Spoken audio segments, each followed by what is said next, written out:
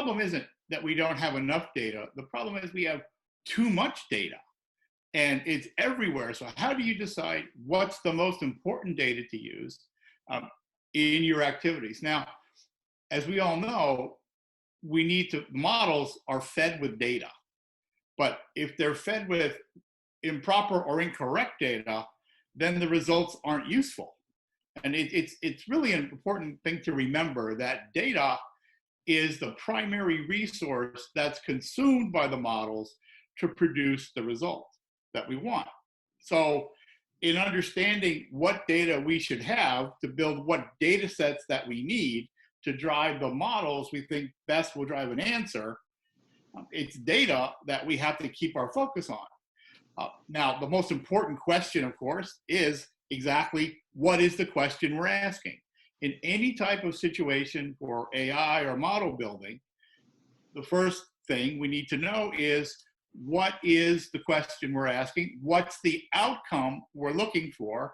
And then that business understanding needs to have some discussion of the actual cost function. So let's keep current with the coronavirus situation.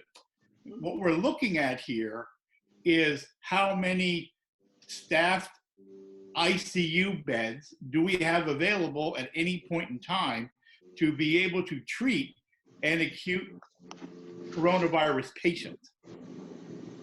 That's really what we're talking about. Whether somebody gets sick or goes to the hospital, right? All those things lead up to that problem, which is how do we stop somebody or get somebody before they have to get to the point where we have the most limited resource, which is that staffed bed in an ICU with a respirator. So Ed, do you think that happened because we didn't anticipate any of this and the system wasn't built for these kinds of peaks? You think that's why we're optimizing? We see, flatten the curve, flatten the curve, flatten the curve. You see, real-time simulations that say, if you, get separation, here's how it works with that constraint of the ICU bed. What happens if you don't do anything? And what happens if you have forced quarantines?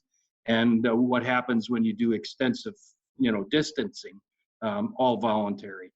Is what you're saying that, the outcome driven, which is beds, is because we kind of backed ourselves into this corner, or it's just that's what we have to deal with? Well, I think we're built for normal capacity. For instance, when we see the flu, what we learned is that most of the cases that result in mortality, which is what we're trying to prevent here, occur in the over 70-year-old part of the population. So if we look at cohorts and you look at what happens between over 70, over 65, and over 55, then you wind up with over 90% of the cases of mortality in that range. So we've built ourselves to understand how to work with a normal flu virus, a normal flu event or a flu virus event that happens on a yearly basis, which drives a lot of mortality. But we can handle that because it's relatively flat. Now, when we go to a case where there's a sudden outbreak, now we have a surge capacity problem. If everybody shows up at the peak at the same time with something that needs a respiratory treatment that requires an ICU bed, now we don't have the capacity. And it would be outrageously inefficient to build for that capacity because it would go wasted. So you're caught on this balance here between what do we normally expect to happen and then how do we provide a surge capacity. I happen to know that there have been numerous simulations and events where massive catastrophes were looked at and what were the biggest effects. And it's an amazing thing when you look at what comes out of that. At the same time, building for surge capacity is one of the questions that's not been addressed as a society. For instance, who would pay for it? Where would it be located? Who would administer it? There's a lot of issues here that we as a society would not address until we're faced with the problem. Yeah, I was kind of impressed with the way China dealt with the surge capacity. They mustered all of their manufacturing capabilities and building capabilities and built these temporary hospitals very, very quickly. Obviously, our government hasn't thought of that one or can't get agreement to do that. Well, I think they actually have. I think that's where we're seeing Walmart's and the Walgreens and a number of other providers in the healthcare space now, for instance, open their parking lots to be able to accept FEMA, to be able to come in and bring their trailers and actually implement an immediate surge capacity around the nation. So it's more than just the testing at the parking lot.